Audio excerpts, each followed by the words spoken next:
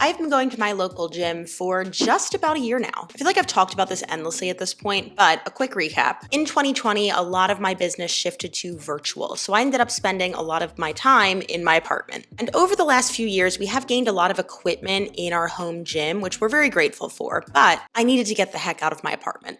So last year, I joined a local gym. I played around with what I liked, what I didn't like, and really just gave myself the freedom to learn the space more and kind of do whatever I wanted. So I spent a year doing that, having a loose guideline, a loose playbook, and figuring out what I wanted out of my gym membership. And this year, my big goal is kind of twofold. Number one, stick to a true program. And number two, get some big numbers on the board with my big major lifts. In January, I made a video all about my 2024 goals, but I talked about how I have a 3-day workout split, push, pull, and a skills day. And I have stuck to that for the last 8 weeks. So what we're gonna do today is actually pretty simple. We're gonna look at my 8-week programming that I just went through, what my progress was, and what we're going to do from here. And hopefully this video does show you the benefits of doing something progressive and doing something with a little bit of strategy and how much stronger you can get in just 8 weeks. So let's start with my favorite day, pull day.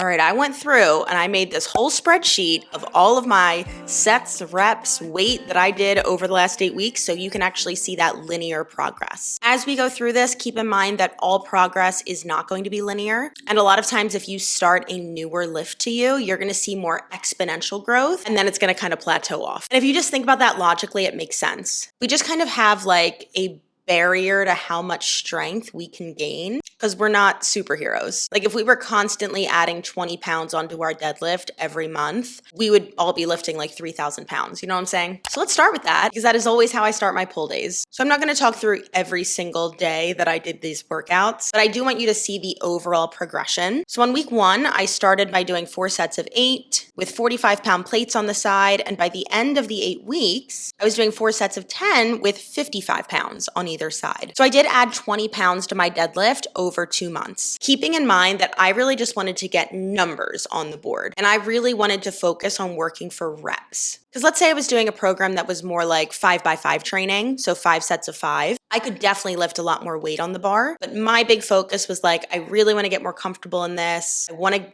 build up my grip strength. So for me and the focus that I was going on, I think adding 20 pounds onto the bar over 8 weeks was really good. So I always did that big major lift by itself. Then I'm going to work into a superset. For this superset, I typically like to do a unilateral version of the big lift. I actually chose to do single leg deadlifts. Honestly, the reason I chose these was because I hadn't done them in a long time and thought it would be fun.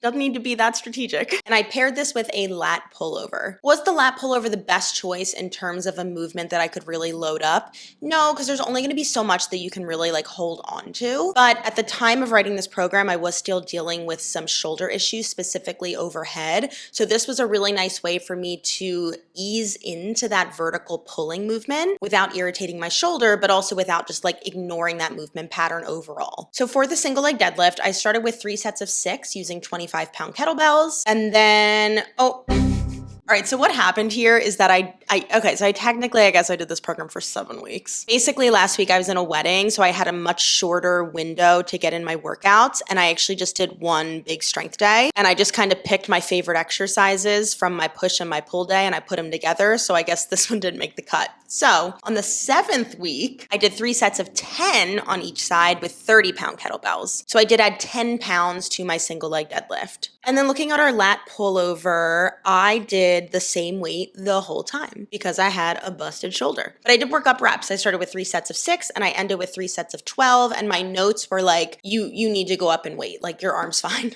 Then I went over to the cable machine for some seated rows. I did these by themselves, and this is gonna be my horizontal pull. This one got kind of weird because I honestly have been doing this fairly consistently over the past year. And like 3 weeks in, I was kind of over it. So I was doing 4 sets of 8 at 60 pounds. I was just kind of stuck there. So then I switched to this single arm variation. I was getting so much more like mind muscle connection to my lats. So then actually on the last week, I was like, well, let me see now how I am with my bilateral row since I am going to retire this. And I did 4 sets of 10 at 70 pounds. So this does go to show you that a lot of times if you like take a break from an exercise, do another variation, and then come back to it, you you could actually be stronger in it. So I did technically still add 10 pounds onto my seated row. And then finally, I ended with some seated hamstring curls. I'm not gonna lie, I love ending a workout sitting on a machine.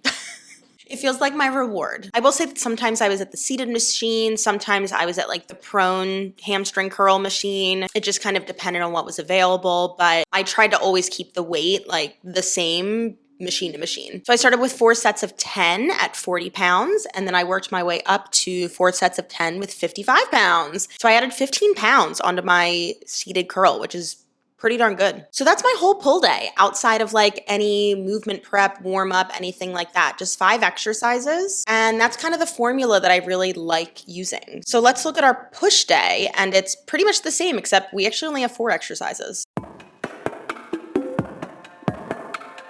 So something I really wanted to get good at was barbell chest pressing. I have never really trained it. I've tried it, but I've never trained it, meaning I've never stuck to it. So I actually started on week 1. I don't know why I did this. Who knows? But I did 4 sets of 12 with 25-pound dumbbells. When I actually got to a bar the next week, maybe the bars weren't available. I don't remember. When I actually got to a bar the next week, I did 4 sets of 10, 45-pound bar with 5s on the side. And I did make my way up to 4 sets of 8 with 15 pounds on each side. So I added 25 pounds onto my chest press if we're going like from the dumbbells, which we're gonna say that. And I will say the chest press, I think, was the exercise where I went, it's time to retire this. And let me explain why. I got up to those 15s on the side by week 5 and I didn't budge. I was doing those reps at that weight for the last 4 weeks. And that's typically a pretty good sign if you kind of plateau with your drill of like, maybe it's time to change up the variation. And that doesn't mean that you get rid of your horizontal push, right? You could change this up in a lot of different ways.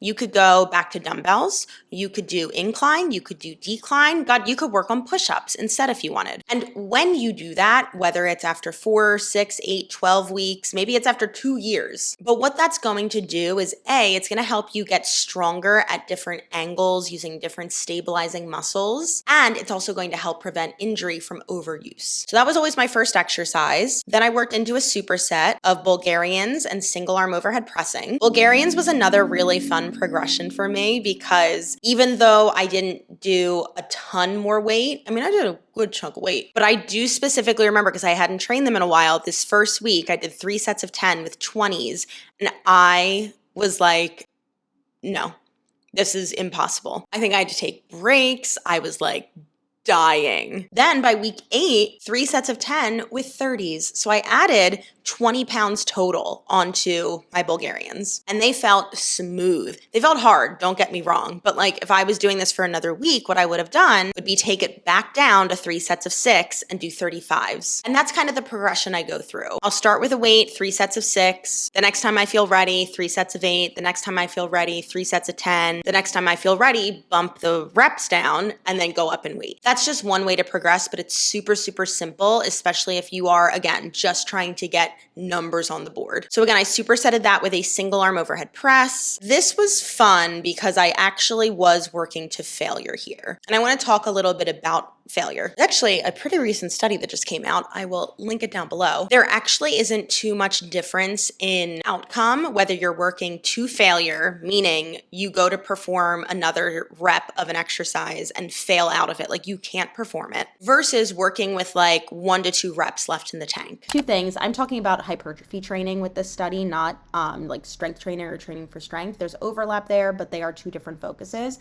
Second thing, this is just one study and we can't base all of our knowledge and all of our conclusions off of just one study. So just kind of take it with a grain of salt, but it is some interesting new information that we have. I don't typically love working to like failure, I find, and then this study has actually shown that the recovery out of it is just a little bit harder. Like your nervous system, your muscles, like it takes a little bit more of a beating, but I really just wanted to see like how much weight I could overhead press. So we're just gonna look at this whole thing because on certain days, the numbers were kind of all over the place. So I started with 3 sets of 5 with a 25-pound kettlebell. Then I did 3 sets. I did 8, 9, and then 6 reps. It was all with 25. Then the next week, 10, 9, 7 reps. And then finally 3 sets of 10. And that was always my like, okay, if you can do this and feel good in this, you're allowed to move up in weight. I did do that for another week, and then I decided to lift a 30. And I specifically remember the notes in my phone. I went, wow, LOL, LOL, LOL. Yikes. And I did 3 sets, 5, 6, 6 reps. And then the last week that I did this, 3 sets, 8, 7, 6 with the 30. I was super pleased with that. To be honest, do I need to be pressing much more for reps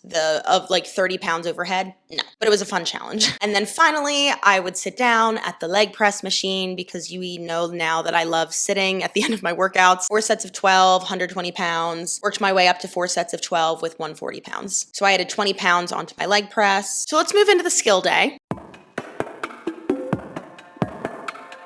So in case you don't watch my 2024 goals video, a skills day to me is just a day where I get to play with different skills that I want to get better at. So that was really kettlebell skills. And this quickly kind of adapted into like a play day. So what I ended up doing was either a kettlebell circuit in the gym or taking someone else's class. One of my personal goals this year, well, I guess it's a business goal, but just educate myself more. And part of this is taking from people who know more than me. So if I was doing my own kettlebell circuit in the gym, I would sometimes write it. Honestly, I really liked Lebe Stark. I really liked his workout that I did during Vlogmas. So I've actually been like poking around on their Instagram or on their YouTube and kind of seeing what circuits they put out. And if it looked fun, then I would do it. I did take a class with another kettlebell coach named Wendell because he actually does teach at my gym. And then I did sign up to take my friend Jane's class, but the Subway had other plans, so we're going again this month. And I have just a whole list of other people's classes that I do want to take during this year. Something else I've been adding in, I've been Kinstretch classes. Kinstretch is the like group fitness mobility class of the mobility certification that I have, FRC. I'm not really interested in getting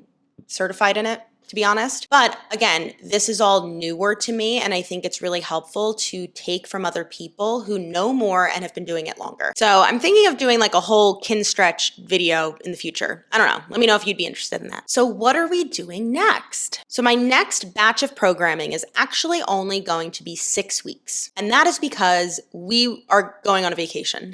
And it's a long vacation. It's like almost 3 weeks. So in the meantime, some of the big things that I want to put into my programming. I actually want to continue working on my deadlifts. They still feel good. I actually feel like I've just had a breakthrough with them. Like they finally feel smooth. So I don't want to ditch something that's feeling really good. And honestly, there's no reason to ditch them quite yet. Some other exercises I'm going to be working on are front foot elevated reverse lunges, kickstand deadlifts, lat pull downs, bent over rows, and push-ups. I haven't done push-ups in so long because of my busted shoulder, which is no longer busted. So that's what I'm going to be doing for 6 weeks. Then when I get back, I actually want to jump into doing someone else's programming. I know exactly who I want to learn from, but we're going to talk about that later. So that's what I've been doing for the past 8 weeks. So this is just one example of progressive programming. I actually have a whole video I want to make about what progressive means because I get so many questions about, is this workout good? Is this program good? Should I be working out with this YouTuber? And number one, you need to know what you want out of your workouts. Do you just want to move? Amazing. Literally choose anything you want then. Is your goal weight loss? Again, it doesn't really matter what you do for your workouts. You're gonna have to focus on nutrition, sleep, stress, and your movement outside of your workouts. But if you actually want to build muscle